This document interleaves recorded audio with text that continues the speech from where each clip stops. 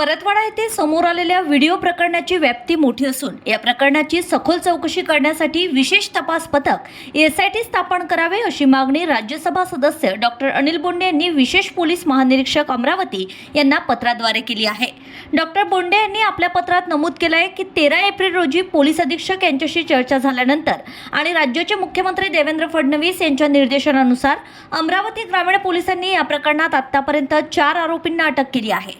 मात्र या प्रकरणाची व्याप्ती केवळ परतवाडा शहरापुरती मर्यादित नसून संपूर्ण महाराष्ट्रासह इतर राज्यांपर्यंत पोहोचण्याची शक्यता त्यांनी व्यक्त केली आहे। या प्रकरणात लव जिहाद, धर्मांतर, जीवे मारण्याच्या धमक्या, अंमली पदार्थांचा वापर तसेच इंटरनेटवर अश्लील व्हिडिओंचा प्रसार अशा गंभीर बाबींचा समावेश असू शकतो असंही पत्रात नमूद करण्यात आलं आहे। त्यामुळे या संपूर्ण प्रकरणाचा सखोल तपास करणं अत्यावश्यक असल्याचं त्यांनी स्पष्ट केलंय। तसेच या प्रकरणात सहभागी असलेल्या युवकांकडून मोठ्या प्रमाणावर खर्च करण्यात आल्याचं दिसून येत असून त्यांच्या बँक खात्यांची आणि त्यांच्या नातेवाईकांच्या खात्यांची तपासणी करणं आवश्यक असल्याचंही बोंडे यांनी सुचवलं आहे। संबंधित मुलींच्या खात्यांमध्ये आलेल्या रकमेचा स्रोत शोधणंही तितकंच महत्त्वाचं असल्याचं त्यांनी नमूद केलंय। काही मुली या प्रकरणात सहाय्यक म्हणून कार्यरत असल्याची शक्यता असून त्यांनाही आर्थिक लाभ मिळत असल्याचं पत्रात म्हटले आहे। त्यामुळे अमरावती आणि नागपूर येथील काही संशयित कनेक्शनचीही चौकशी करावी अशी मागणी करण्यात आली आहे। डॉक्टर बोंडे यांनी पुढे नमूद केलंय, या प्रकरणात सायबर क्राईमचा मोठा भाग असण्याची शक्यता आहे। त्यामुळे तांत्रिक तपासासाठी सक्षम यंत्रणा वापरून सर्व डिजिटल पुरावे तपासले जावेत। तसेच पीडितांना न्याय मिळण्यासाठी आणि अशा प्रकारच्या घटनांना आळा घालण्यासाठी कठोर कारवाई करणे गरजेचं असल्याचंही त्यांनी स्पष्ट केलंय। या पार्श्वभूमीवर प्रकरणाची निष्पक्ष आणि सर्वसमावेशक चौकशी करण्यासाठी विशेष तपास पथक स्थापन करून संपूर्ण साखळी उघड करावी अशी मागणी त्यांनी पोलीस प्रशासनाकडे केली आहे।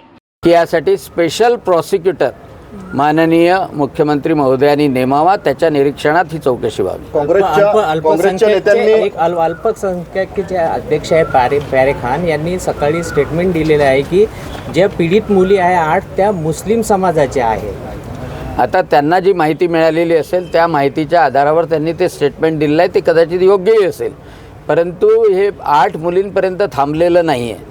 आता आमच्या हातात जी माहिती येते आहे की बडनेरामधल्या मातंग समाजाच्या मुलींनी 1 वर्षाच्या अगोदर आत्महत्या केली। त्याच्याशी रिलेटेड जो माणूस आहे त्याचंही नाव आमच्याजवळ आहे। त्याच्यामुळं एका समाजाचं नाही तर सगळ्या एक ख्रिश्चन मुलीचं पण नाव आमच्याजवळ आहे आणि तिचे फोटो पण आहे।